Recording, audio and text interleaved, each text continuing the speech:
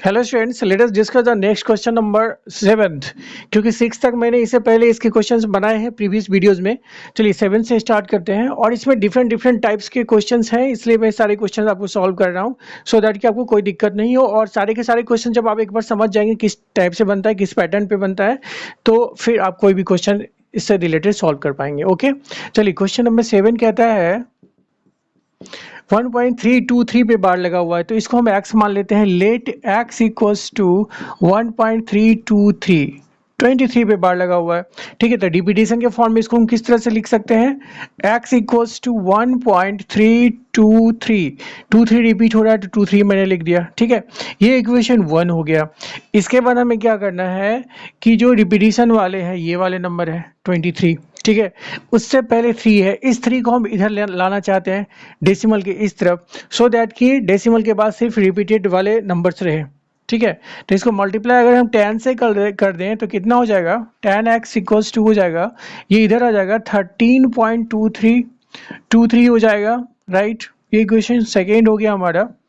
इसके बाद देखिए, अब जो है 23 जो है ये 2 डिजिट वाले रिपीटेड नंबर है, 2 डिजिट्स वाला रिपीटेड नंबर है।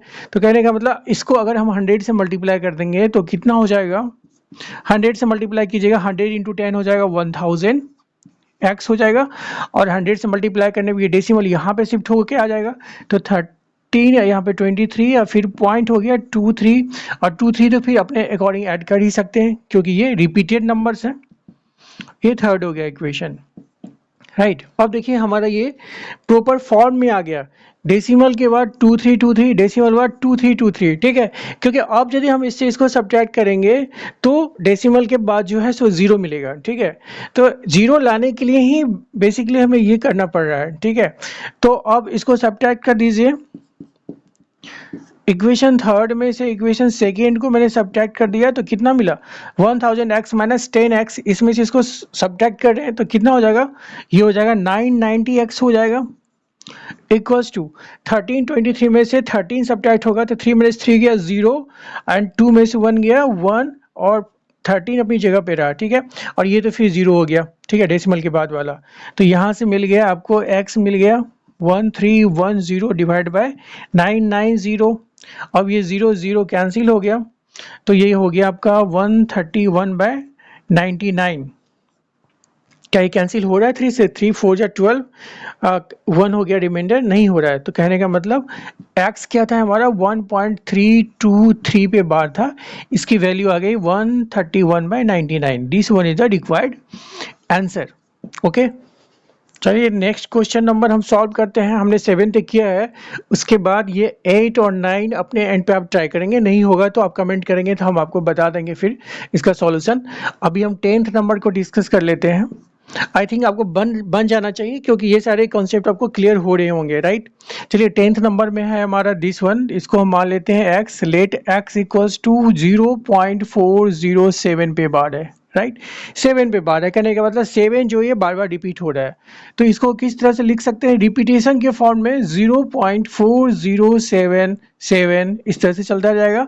इसको इक्वेशन 1 मान लेते हैं। ठीक है, अब ध्यान देने की बात यह है कि सबसे पहले तो ये जो 40 है जो कि बिना बार वाला है और डेसिमल के बाद है, इसको हमें डेसिमल के पहले लेके आना है। ठीक है, तो इसको कितना से मल्टीप्लाई कर देंगे कि 40 इधर आ जाएगा, 100 से मल्टीप्लाई करना पड़ेगा, तो ये हो जाएगा आपका मल्टीप्लाइंग बाय 100 कितना हो जाएगा? 100x होगा, और ये डेसिमल यहाँ आ गया तो 40.77 हो गया। राइट, डॉट डॉट डॉट, ये हो गया इक्वेशन सेकेंड। राइट, अब देखिए, अभी हम यदि सेकेंड में से फर्स्ट को सब्ट्रैक्ट करते हैं तब भी हमें डेसिमल के बाद जो है सो 0 नहीं मिलेगा क्योंकि यहाँ 40 पड़ा हुआ है। ठीक है, तो अब हम क्या करते हैं? अब इस वाले इक्वेशन सेकेंड में क्या करते हैं? हम इसको 10 से मल्टीप्लाई कर देते हैं। डायरेक्ट 10 से मल्टीप्लाई कर देंगे। 10 से मल्टीप्लाई क्यों करेंगे? क्योंकि एक डिजिट के ऊपर बार लगा हुआ है। कितने डिजिट पे बार है? 1 डिजिट पे है, जो कि डिजिट कितना है? 7। तो अब अगर हम इसको 10 से मल्टीप्लाई कर देते हैं, ठीक है, तो लिख सकते हैं यहाँ पे 9 मल्टीप्लाइंग, आप हर क्वेश्चन में लिखेंगे सॉल्यूशन में। Right, now multiplying by 10 on both sides.